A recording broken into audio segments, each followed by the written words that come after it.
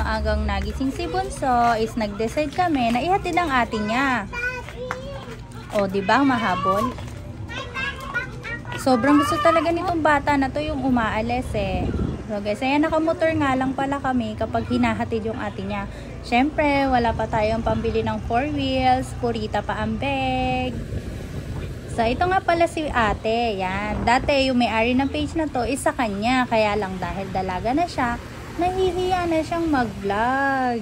Kaya kami na lang buong family yung nag-decide na gumamit ng page niya. Hi, Sia!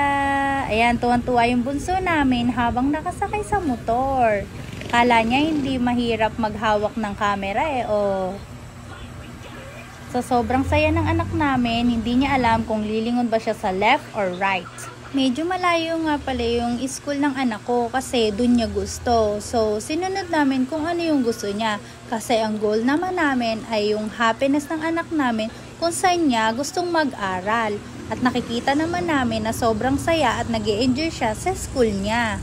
Actually, wala nga siyang pasok ngayon kasi Saturday. Pero dahil sumasali siya sa mga activities gaya ng intrams, eto nga, iyahatid namin siya kasi lahat ng gusto ng anak namin ay sinusuportahan namin basta nag-e-enjoy siya at nag-aaral siyang mabuti. Ito na yung part na pinakamasakit sa bunso namin. Yung akala niya isasama siya ng ate niya.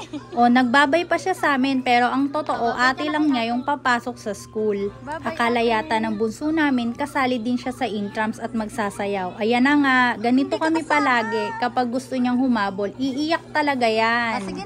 Inaabot na nung ate niya na hindi siya maiwan kasi sobrang love siya ng ate niya.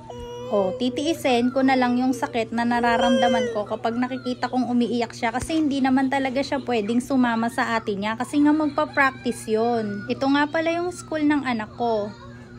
Yan, medyo malayo sa amin pero kung makikita nyo naman, sobrang ganda naman ng school niya. Alam nyo ba na simula nung ipinasok namin yung anak ko dito sa santuario is hindi talaga ako nagsisi. Talagang sobrang nag-enjoy yung anak ko, tsaka nag-e-excel siya. So yun naman yung goal natin bilang mga magulang kung saan nag-e-enjoy yung mga anak natin at kung saan siya nagiging komportable sa pag-aaral. Ewan ko lang dito sa bunso ko kung komportable siya na umalis yung ate niya. O, diba? Nung pauwi nga pala kami is nag-decide kami na dumiretso sa dam kasi magbi-video nga kami para dun sa mga product na i-endorse namin. So nagtatry kasi kaming mag-affiliate.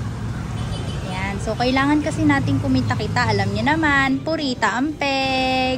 Sumunod na barangay nga lang pala namin yung sa dam. Pero marami kasing nagpupunta doon lalo na kapag umaga yung mga nagwo-walking-walking or yung mga nagja-jogging. At dahil wala pa nga kaming gagawin at maaga kaming nakauwi galing sa paghahatid kay ate, ay dumiretso nga kami dito sa dam. Maganda yung mga tanawin dito sa dam at talagang marerelax at marerefreshing talaga yung isip natin lalo na kapag yung time na nagmumuni-muni. Parang matagal na nga rin pala bago ako nakapunta ulit dito. Dito talaga mauubos yung pasensya mo dahil tignan mo, oh, pagka yung bata talaga ayaw magpahawak, diba? O, hirap na hirap tayo. Ito nga pala yung view dun sa dam. Yan, so hindi siya naka-open ngayon kaya wala siyang agos. O, wala, sige, takbo siya, takbo. Ito nga palang part na to is yung kampo ng mga sundalo. Yes, may mga sundalo po dito sa dam. Kaya kung mapapansin nyo, safe ang lugar na to talaga. Actually, pwede naman kaming pumasok doon sa loob kasi may daan naman doon papunta ron sa may samin din. May way din doon. Pero hindi na kami papasok. Dito na lang kami sa may labas kasi kailangan lang naman namin is mag-jogging-jogging si Sia. So, that's it for today's video. Maya-maya, uwi na rin kami.